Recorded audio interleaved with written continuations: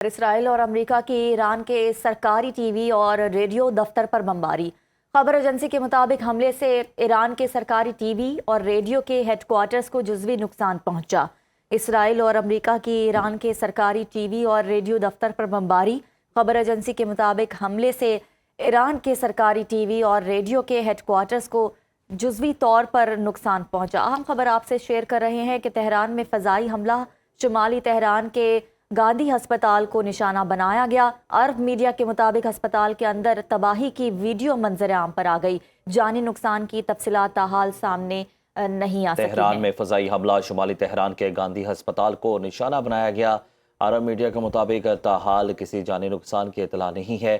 شمالی تہران میں گاندھی ہسپتال کو نشانہ بنایا گیا ہے۔ ہسپتال کے اندر تباہی کی ویڈیو بھی منظر عام پر آ چکی ہے اور امریکہ اور اسرائیل کا تہران میں ہسپتال پر فضائی حملہ اس سے پہلے دیکھا گیا کہ اسرائیل اور امریکہ کی جانب سے اسکول کو نشانہ بنایا گیا اور اب ہسپتال پر بھی حملہ کیا گیا ہے اور ہسپتال کے اندر تباہی کی ویڈیو منظر عام پر آ چکی ہے۔ تاحال جانی نقصان کے حوالے سے اطلاعات ابھی تک سامنے نہیں آ سکیں۔ اسرائیلی فضائیہ کی ایران میں ایک اور بڑی کارروائی۔ عرب میڈیا کے مطابق اسرائیل نے تہران کے قلب پر نئے فضائی حملے شروع کر دیے۔ دوسری جانب اسرائیلی فوج نے تہران میں اہم اہداف کو نشانہ بنانے کا دعویٰ بھی کر دیا۔ آپ کو بتاتے چلیں کہ اسرائیلی فضائیہ کی ایران میں ایک اور بڑی کارروائی۔ عرب میڈیا کے مطابق اسرائیل نے تہران کے قلب پر نئے فضائی حملے شروع کر دیے۔ دوسری جانب اسرائیلی فوج نے تہران میں اہم اہداف کو نشانہ بنانے کا بھی دعویٰ کر دیا۔ امریکہ کا ایرانی پاسداران انقلاب کا ہیڈ کوارٹر تباہ کرنے کا دعویٰ۔ سینٹ کام کا ایرانی انقلابی گارڈز کو بڑا نقصان پہنچانے کا دعویٰ۔ امریکی سینٹرل کمانڈ کا مطابق دنیا کی طاقتور ترین فوج ہمارے پاس ہے، اب پاسداران انقلاب کا کوئی ہیڈ کوارٹر باقی نہیں رہا۔ امریکہ کا ایرانی پاسداران انقلاب کا ہیڈ کوارٹر تباہ کرنے کا دعویٰ۔ سینٹ کام کا ایرانی انقلابی گارڈ کو بڑا نقصان پہنچانے کا دعویٰ۔ امریکی سینٹرل کمانڈ کا مطابق دنیا کی طاقتور ترین فوج ہمارے پاس ہے، اب پاسداران انقلاب کا کوئی ہیڈ کوارٹر باقی نہیں رہا۔ امریکی صدر ٹرمپ کی ایرانی پاسداران انقلاب اور پولیس کو ہتھیار ڈالنے کی وارننگ، کہا ایران جنگ ایک ماہ تک جاری رہ سکتی ہے۔ ایرانی فوج اور پولیس ہتھیار ڈال دیں، معافی حاصل کریں، ہتھیار نہ ڈالنے والوں کو موت کا سامنا کرنا پڑے گا۔ ایرانی رجیم کو کسی صورت نیوکلیئر ہتھیار تک رسائی نہیں دے سکتے۔ امریکہ نے 9 بحری جہاز اور ایرانی بحریہ کے ہیڈ کوارٹرز کو بھی نشانہ بنایا۔ فوجی تنصیبات، فضائی دفاعی نظام پر بھی حملے ہوئے۔ صدر ٹرمپ نے دعویٰ کیا کہ ایران کے 48 اہم شخصیات کو ہلاک کر دیا گیا ہے۔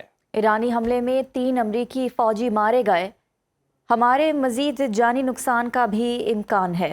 امریکی صدر ٹرمپ کی ایرانی پاسداران انقلاب اور پولیس کو ہتھیار ڈالنے کی وارننگ۔ اسرائیلی اور امریکی حملے کے بعد ایرانی صدر مسعود پزشکیان منظر عام پر آ گئے۔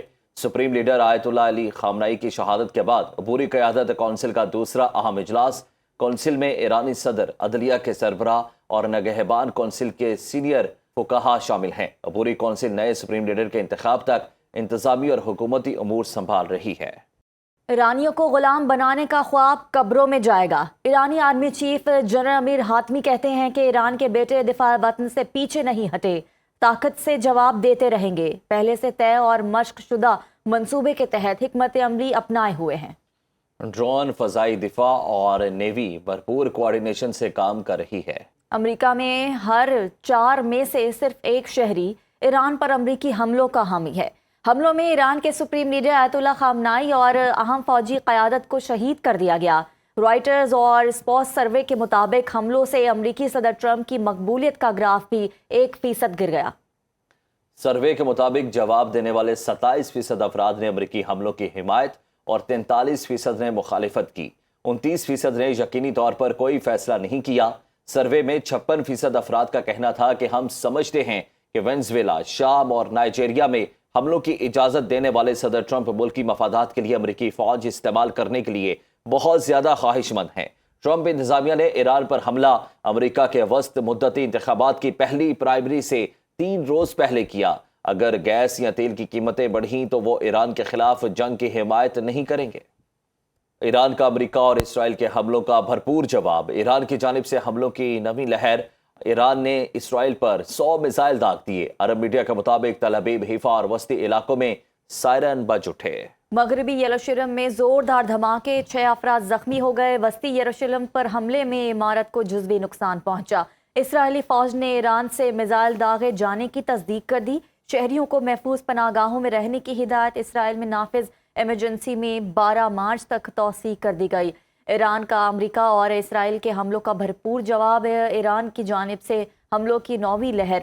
ایران نے اسرائیل پر 100 میزائل داغ دیے۔ عرب میڈیا کے مطابق تل ابیب، حیفا اور وسطی علاقوں میں سائرن بج اٹھے۔ مغربی یروشلم میں زوردار دھماکے سنے گئے، 6 افراد زخمی ہوئے۔ وسطی یروشلم پر حملے میں عمارت کو جزوی نقصان پہنچا، جبکہ اسرائیلی فوج نے ایران سے میزائل داغے جانے کی بھی تصدیق کر دی۔ شہریوں کو محفوظ پناہ گاہوں میں رہنے کی ہدایت اسرائیل میں نافذ۔ ایمرجنسی میں 12 مارچ تک توسیع کر دی گئی۔